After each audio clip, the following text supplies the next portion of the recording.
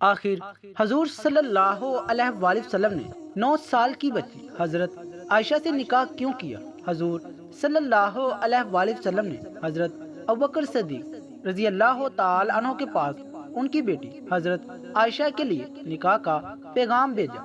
حضرت ابوبکر صدیق رضی اللہ تعالی عنہ نے آپ سے کہا، لیکن حضور میں تو آپ کا بھائی ہوں، تو اس طرح تو عائشہ آپ کی بھتیجی ہے اور چاچا بھتیجی کا نکاح ہو نہیں سکتا۔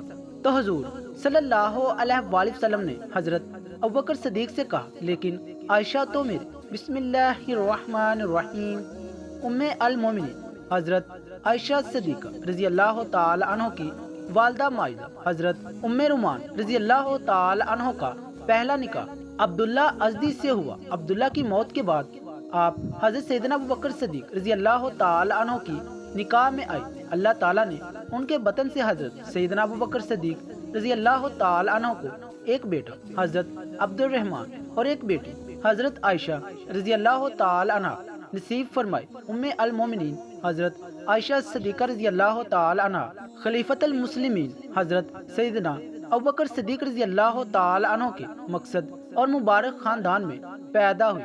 جب نبی کریم صلی اللہ علیہ وآلہ وسلم حضرت سیدنا صدیق اکبر رضی اللہ تعالی عنہ کے گھر میں حضرت سیدنا صدیق اکبر رضی اللہ تعالی عنہ کے گھر میں بنی ہوئی مسجد میں تشریف لاتے اور قرآن پاک کی تلاوت فرماتے تو ام المومنین حضرت عائشہ صدیقہ رضی اللہ تعالی عنہ ایسے وقت میں موجود رہتی اور فیض اٹھاتی۔ ہر چند کے بچپن کا زمانہ ہی ہوتا ہے، لیکن اللہ رب العزت نے جن مقصد بندوں کو نوازنا اور بلند مقام پر پہنچانا ہوتا ہے، وہ ابتدا ہی سے انہیں بے پناہ صلاحیتوں اور خوبیوں سے مالا مال فرما دیتا ہے۔ ایک واقعہ حضرت امام ولی الدین محمد بن عبدل بن عبداللہ الخطیب رحمت اللہ علیہ مشکات شریف میں نقل فرماتے ہیں کہ حضرت عائشہ صدیقہ رضی اللہ تعالی عنہ گڑیوں سے کھیل رہی تھی۔ ان گڑیوں میں ایک گھوڑا بھی تھا جس کے دائیں بائیں 2 پر لگے ہوئے تھے۔ نبی کریم صلی اللہ علیہ وآلہ وسلم کا وہاں سے گزر ہوا تو آپ صلی اللہ علیہ وآلہ وسلم نے گھوڑے کے بارے میں دریافت فرمایا کہ یہ کیا ہے؟ تو حضرت عائشہ صدیقہ رضی اللہ تعالی عنہ نے جواب دیا کہ یہ گھوڑا ہے۔ آپ صلی اللہ علیہ وآلہ وسلم نے فرمایا کہ گھوڑوں کے پر تو نہیں ہوتے۔ تو حضرت عائشہ صدیقہ رضی اللہ تعالی عنہ نے فوراً جواب دیا، کیوں نہیں ہوتے؟ حضرت سلیمان علیہ السلام کے گھوڑوں کے پر تو تھے۔ جب ام المومنین حضرت خدیجہ رضی اللہ تعالی عنہ اس دنیا سے رخصت ہو گئی تو نبی کریم صلی اللہ علیہ وآلہ وسلم تھوڑے غمگین رہنے لگے۔ تو حضرت عثمان بن مظعون رضی اللہ تعالی عنہ کی بیوی حضرت خویلہ بنت حکیم رضی اللہ تعالی عنہ نبی کریم صلی اللہ علیہ وآلہ وسلم کے پاس آئی اور عرض کیا کہ یا رسول اللہ صلی اللہ علیہ وآلہ وسلم، آپ دوسرا نکاح فرما لیجیے۔ آپ صلی اللہ علیہ وآلہ وسلم نے فرمایا، کس سے کروں؟ حضرت خویلہ رضی اللہ تعالی عنہ نے عرض کیا، آپ چاہیں تو بیوہ عورت سے یا کنواری لڑکی سے نکاح کر لیں۔ آپ صلی اللہ علیہ وآلہ وسلم نے فرمایا، کون کنواری ہے اور کون بیوہ ہے؟ حضرت خویلہ رضی اللہ تعالی عنہ نے عرض کیا، بیوہ تو سودا بنت زماں ہے اور کنواری تو اس شخص کی بیٹی ہے جو ساری کائنات میں آپ کے بہت عزیز ہیں، یعنی عائشہ بنت ابوبکر۔ نبی کریم صلی اللہ علیہ وآلہ وسلم نے فرمایا کہ بہتر ہے کہ تم عائشہ کے بارے میں بات چیت کرو۔ حضرت خویلہ رضی اللہ تعالیٰ عنہ فرماتی ہیں کہ میں اس کے بعد سیدہ ام رومان رضی اللہ تعالیٰ عنہ کے پاس گئی اور ان سے کہا کہ تمہارے لیے بہت عظیم خوشخبری ہے جس میں دنیا اور آخرت کی بلائیاں چھپی ہوئی ہیں۔ انہوں نے کہا کہ وہ کون سی خوشخبری ہے؟ میں نے کہا نبی کریم صلی اللہ علیہ وآلہ وسلم نے حضرت عائشہ سے نکاح کا ذکر فرما رہے تھے۔ انہوں نے جواب دینے کی بجائے کہا کہ حضرت ابوبکر صدیق رضی اللہ تعالی عنہ تشریف لانے ہی والے ہیں۔ حضرت خویلہ رضی اللہ تعالی عنہ فرماتی ہیں کہ کچھ ہی دیر کے بعد حضرت ابوبکر صدیق رضی اللہ تعالی عنہ تشریف لائے تو میں نے ان سے اس بات کا ذکر کیا تو انہوں نے فرمایا کہ کیا یہ ان کے لیے صحیح ہے؟ عائشہ تو ان کی بھتیجی ہے۔ حضرت خویلہ رضی اللہ تعالی عنہ نے واپس آ کر نبی کریم صلی اللہ علیہ وآلہ وسلم سے اس بارے میں پوچھا تو آپ صلی اللہ علیہ وآلہ وسلم نے فرمایا کہ ابو بکر میرا اسلامی بھائی ہے اور اسلامی بھائیوں کے ہاں نکاح کرنا جائز ہے۔ جب یہ بات حضرت سیدنا ابو بکر صدیق رضی اللہ تعالی عنہ کو معلوم ہوئی تو انہوں نے اس مبارک ترین رشتے کو فوراً قبول کر لیا، لیکن چونکہ اس سے پہلے حضرت عائشہ رضی اللہ تعالی عنہ کی نسبت زبیر بن مطعم کے بیٹے سے طے کی جا چکی تھی، وعدہ خلافی نہ ہو جائے اس لیے ان لوگوں سے بھی پوچھنا ضروری تھا۔ حضرت خویلہ رضی اللہ تعالی عنہ فرماتی ہیں کہ حضرت ابو بکر صدیق رضی اللہ تعالی عنہ زبیر بن مطعم کے گھر تشریف لے گئے اور فرمایا کہ آپ لوگوں نے ہماری بچی کا رشتہ مانگا تھا، اب تم اس بارے میں کیا کہتے ہو؟ زبیر بن مطعم کے گھر والے اب تک مسلمان نہ ہوئے تھے۔ مطعم نے اپنی بیوی سے اس بارے میں پوچھا تو اس نے کہا کہ اگر یہ لڑکی عائشہ صدیقہ رضی اللہ تعالی عنہ ہمارے گھر آ گئی تو ہمارا لڑکا بھی اپنے باپ دادا کے دین سے پھر جائے گا، اس لیے ہمیں کسی صورت یہ بات منظور نہیں۔ حضرت سیدنا ابو بکر صدیق رضی اللہ تعالی عنہ ان دونوں کی رائے جان لینے کے بعد وہاں سے تشریف لے آئے۔ اب انہیں بعد میں کوئی خطرہ نہ تھا، ان کی خوشی اور مسرت کی کوئی انتہا نہ تھی۔ آنے کے بعد حضرت ابو بکر صدیق نے حضرت خویلہ رضی اللہ تعالیٰ عنہ سے کہا کہ نبی کریم صلی اللہ علیہ وآلہ وسلم سے جا کر کہو آپ کا پیغام مجھے بصر و چشم قبول ہے، آپ تشریف لے آئے۔ سیدنا ابو بکر صدیق رضی اللہ تعالی عنہ کا پیغام سن کر نبی کریم صلی اللہ علیہ وآلہ وسلم تشریف لائے تو حضرت ابو بکر صدیق رضی اللہ تعالی عنہ نے حضرت عائشہ صدیقہ رضی اللہ تعالی عنہ سے آپ کا نکاح کر دیا۔ حق مہر کی مقدار 400 درہم مقرر ہوئی۔ ام المومنین حضرت عائشہ صدیقہ رضی اللہ تعالی عنہ جب نکاح کے بعد مکہ مکرمہ سے ہجرت فرما کر مدینہ منورہ تشریف لائی تو اس وقت آپ نے اپنے رشتہ داروں کے ساتھ بنو حارث ابن خزرج کے محل میں قیام۔ یہاں آپ اپنی والدہ کے ساتھ 7 یا 8 مہینے تک مقیم رہی۔ اس وقت مدینہ منورہ کی آب و ہوا بڑی سخت تھی، جس کی وجہ سے مدینہ منورہ ہجرت کر کے آنے والے اکثر حضرات بیمار ہونے لگے۔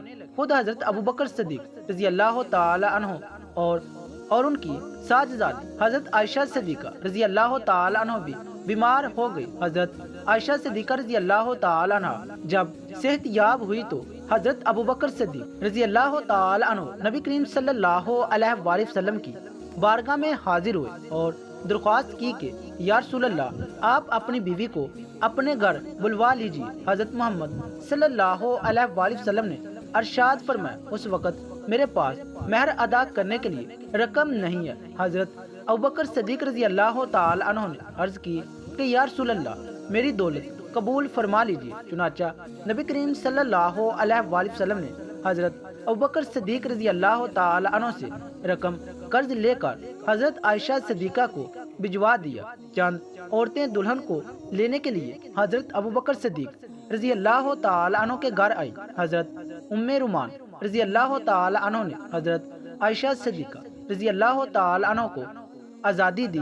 اس وقت وہ اپنی سہیلیوں کے ساتھ جھولنے میں مصروف تھی۔ حضرت عائشہ صدیقہ رضی اللہ تعالی عنہ کی والدہ حضرت ام رومان رضی اللہ تعالی عنہ نے ان کا منہ دلوایا، بال سنوارے اور پھر ان کو اس جگہ لے آئی جہاں انصار کی خواتین بیٹھی ہوئی تھی۔ حضرت عائشہ صدیقہ رضی اللہ تعالی عنہ دلہن بنی ہوئی وہاں پہنچی۔ تمام مہمانوں نے کہا تمہارا آنا خیر و برکت اور نیک بال ہے۔ یہ صدا لگا کر دلہن کا شاندار طریقے سے بڑا چڑھا کر استقبال کیا گیا۔ تھوڑی دیر بعد نبی کریم صلی اللہ علیہ وآلہ وسلم بھی تشریف فرما ہوئے۔ حضرت اسماء بنت یزید رضی اللہ تعالی عنہ جو کہ حضرت عائشہ صدیقہ رضی اللہ تعالی عنہ کی سہیلی ہے بیان کرتی ہے کہ اس وقت حضرت عائشہ صدیقہ رضی اللہ تعالی عنہ کے گھر والوں نے نبی کریم صلی اللہ علیہ وآلہ وسلم جیسے معزز ترین مہمان کی طرح مہمان کی خاطر و مدارت کے لیے ایک پیالہ دودھ پیش کیا تھا۔ آپ صلی اللہ علیہ وآلہ وسلم نے دلی کے ساتھ قبول فرما لیا اور اس میں سے تھوڑا سا دودھ پی کر اسے رضی اللہ تعالی عنہ کی طرف بڑھایا۔ چنانچہ انہوں نے حیا کرتے ہوئے پیالہ لے لیا، اس میں سے تھوڑا سا دودھ پی لیا۔ اسی طرح شوال کے مہینے میں حضرت عائشہ صدیقہ رضی اللہ تعالی عنہ نبی کریم صلی اللہ علیہ وآلہ وسلم مقدس گھر میں بڑی سادگی سے رخصت ہو کر آ گئے۔ سن 58 ہجری ماہ رمضان کے مہینے میں حضرت عائشہ بیمار ہوئی اور انہوں نے وصیت کی انہیں امہات المومنین اور رسول اللہ صلی اللہ علیہ وآلہ وسلم کے اہل بیت کے پہلو میں جنت البقیہ میں دفن کیا جائے۔ ماہ رمضان کی 17 تاریخ منگل کی رات ام المومنین حضرت عائشہ رضی اللہ تعالی عنہ نے وفات پائی۔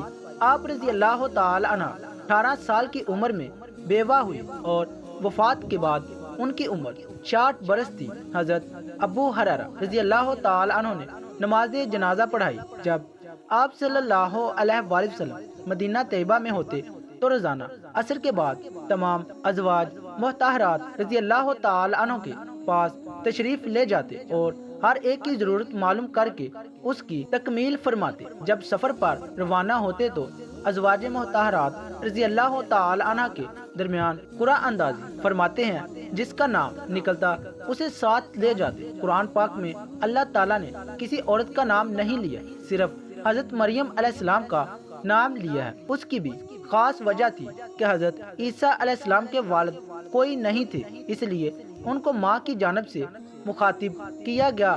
دین اسلام سب سے غیرت مند دین ہے، اس لیے قرآن میں کسی عورت کا نام نہیں۔ ایک حدیث میں آتا ہے کہ اللہ تعالیٰ سب سے زیادہ غیرت والا ہے، اس کے بعد میں سب سے زیادہ غیرت والا ہوں، اور مومن بھی غیرت مند ہوتا ہے۔ قرآن پاک میں آتا ہے کہ اے پیغمبر، اپنی بیویوں، بیٹیوں اور مسلمانوں کی عورتوں کو حکم دیجیے کہ وہ اپنے اوپر عاجزی لٹکا کر رکھیں۔ میں نے اپنی زندگی میں ایسی عورتوں کو دیکھا ہے کہ جو آفس میں جینز شرٹ پہنتی ہیں مگر نماز کی پابند ہیں اور ایک لمبی چادر لے کر نماز شروع کر دیتی ہیں، اور ایسی عورتیں بھی دیکھی ہیں جن کا پردہ ہوتا ہے مگر باطن میں کچھ اور ہے۔ دین اسلام سب سے غیرت مند دین ہے۔ بخاری شریف میں حضرت عبداللہ بن عمر رضی اللہ تعالی عنہ سے روایت ہے کہ امیر المومنین حضرت عمر رضی اللہ تعالی عنہ کے دور خلافت میں ان کی اہلیہ ان کے ساتھ نماز کے لیے مسجد میں جایا کرتی تھی، تو حضرت عمر رضی اللہ تعالی عنہ کو یہ بات اپنی طبی غیرت کی وجہ سے پسند نہیں تھی مگر منع بھی نہیں کرتے تھے۔ اس کی وجہ حضرت عبداللہ بن عمر رضی اللہ تعالی عنہ یہ بیان کرتے ہیں کہ جناب نبی صلی اللہ علیہ وآلہ وسلم نے ارشاد فرمایا کہ عورتوں کو مسجد میں جانے سے نہ روکا کرو۔ اس لیے حضرت عمر رضی اللہ تعالی عنہ پسند نہ ہونے کے باوجود اپنی اہلیہ کو مسجد میں جانے سے نہیں روکتے تھے۔ اس کا مطلب ہے کہ غیرت کا اظہار بہت اچھی چیز ہے، لیکن جو حق عورت کو شریعت نے دے رکھے ہیں انہیں غیرت کے نام پر ان سے روکنا درست نہیں۔ ایک حدیث میں آتا ہے کہ امام مسلم رحمۃ اللہ علیہ نے صحیح مسلم میں نبی کریم صلی اللہ علیہ وآلہ وسلم سے حدیث بیان کی ہے۔ نبی کریم صلی اللہ علیہ وآلہ وسلم نے فرمایا، 2 قسم کی عورتیں جہنمی ہیں، میں نے انہیں دیکھا نہیں۔ کچھ مردوں کے پاس گائے کی دموں جیسے کوڑے ہوں گے جن سے وہ لوگوں کو ماریں گے، اور دوسری قسم وہ عورتیں جو کپڑے پہننے کے باوجود بھی ننگی ہوں گی، وہ مائل ہونے والی اور دوسروں کو اپنی طرف مائل کرنے والی ہوگی۔ ان کے سر اونٹوں کی کوہان جیسے اونچے ہوں گے۔ یہ دونوں نہ تو جنت میں داخل ہوں گے اور نہ ہی اس کی ہوا کو پائے گی۔ میں نے ایسی عورتوں کو بھی دیکھا ہے جن کو دیکھ کر مجھے یہ حدیث یاد آتی ہے، خاص طور پر ایسی عورتیں جن کو سوشل میڈیا پر مشہور ہونے کا شوق ہے، بلکہ جنون ہے۔ ایک حدیث میں ہے، حضرت عبداللہ بن عمر رضی اللہ تعالیٰ عنہ سے روایت ہے کہ رسول اکرم صلی اللہ علیہ وآلہ وسلم نے ارشاد فرمایا، جو شخص دنیا میں نمائش اور شہرت کا لباس پہنے گا اسے قیامت کے دن ذلت اور رسوائی کا لباس پہنایا جائے گا، پھر اس میں آگ بھڑکا دے گا۔ سوشل میڈیا کو اپنے علم میں اضافے کے لیے استعمال کریں، یہ اعلیٰ دین کا چراغ ہے، اور اسی طرح کے ہزاروں سائنسی گروپ ہیں اور لاکھوں اسلامی چینلز وغیرہ، ان پر جا کر سائنسی تحریر پڑھیں اور اپنی زندگی با مقصد بنائیں، کیونکہ جو بات کتاب میں نہیں مل سکتی وہ ان گروپس میں مل جائے گی۔ جن لوگوں کو ٹک ٹاک یا کسی بھی جگہ مشہور ہونے کا خیال آئے تو اوپر والی حدیث کو نہ بھولنا۔ غیرت کا تعلق مرد اور عورت دونوں سے ہے۔ اسلام نے دونوں کا یہ حق مساوی تسلیم کیا ہے۔ اگر دوسرا فریق ان کے خاص حق میں دوسرے کو شریک کرتا ہے تو اس پر غصے کا اظہار کرے اور احتجاج کرے، حتیٰ کہ کسی مرد کی ایک سے زیادہ بیویاں ہوں تو ان بیویوں کا یہ حق بھی اسلام میں تسلیم کیا گیا ہے کہ وفاقی معاملات توازہ میں کوئی فرق محسوس کرے تو اس کا اظہار کرے۔ چنانچہ نسائی کی روایت میں ہے کہ ام المومنین حضرت عائشہ رضی اللہ تعالی عنہ نے ایک بار اپنی باری والے دن تھوڑی دیر کے لیے رسول اللہ صلی اللہ علیہ وآلہ وسلم کو اپنے پاس نہ پایا۔ انہیں خدشہ ہوا کہ آپ صلی اللہ علیہ وآلہ وسلم کسی اور بیوی کے پاس تو نہیں چلے گئے۔ حضور صلی اللہ علیہ وآلہ وسلم جب واپس آئے تو حضرت عائشہ رضی اللہ تعالی عنہ نے آپ صلی اللہ علیہ وآلہ وسلم کے سر کے بالوں میں انگلیاں داخل کر کے یہ دیکھا کہ آپ غسل کر کے تو نہیں آئے۔ جناب نبی کریم صلی اللہ علیہ وآلہ وسلم نے غیرت کو نہ صرف اچھا جذبہ قرار دیا بلکہ اس کا احترام بھی کیا۔ چنانچہ صحیح روایت میں ہے کہ آپ صلی اللہ علیہ وآلہ وسلم نے خواب میں جنت کی سیر کرتے ہوئے حضرت عمر فاروق رضی اللہ تعالی عنہ کا محل دیکھا اور اس میں داخل ہونا چاہا، مگر کونے میں ایک خوبصورت خاتون کو وضو کرتے دیکھ کر رک گئے اور محل کے اندر نہیں گئے۔ اس کی وجہ یہ بیان فرمائی کہ مجھے حضرت عمر رضی اللہ تعالی عنہ کی غیرت کا خیال آ گیا تھا۔ ایسے ماحول میں اسم و عفت کے معبود کی تقاضوں کا لحاظ کرنا گھر کے سربراہ کی ذمہ داریوں میں شمار کیا گیا ہے۔ چنانچہ نسائی کی روایت میں ہے کہ حضور صلی اللہ علیہ وآلہ وسلم نے فرمایا کہ اس شخص پر جنت حرام کر دی گئی ہے، اور پھر اس کی وضاحت بھی آپ صلی اللہ علیہ وآلہ وسلم نے خود فرمائی کہ وہ شخص جو اپنے گھر والوں میں بے حیائی کی باتیں برداشت کر لے۔ وجہ تحریر یہ ہے کہ یہ جس حال میں مرضی ہو اپنے من کو صاف رکھیں، کسی کے متعلق بدگمانی نہ کریں۔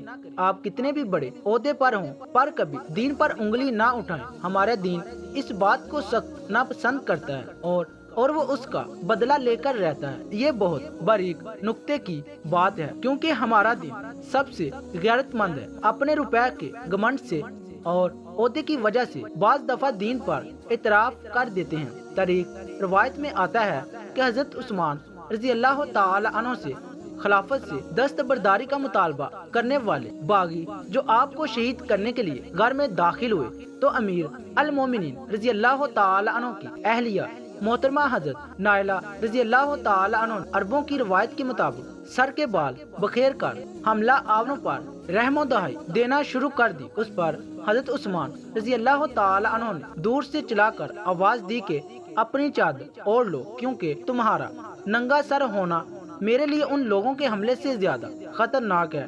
اس وقت حضرت عثمان رضی اللہ تعالی عنہ بوڑھے اور ضعیف تھے۔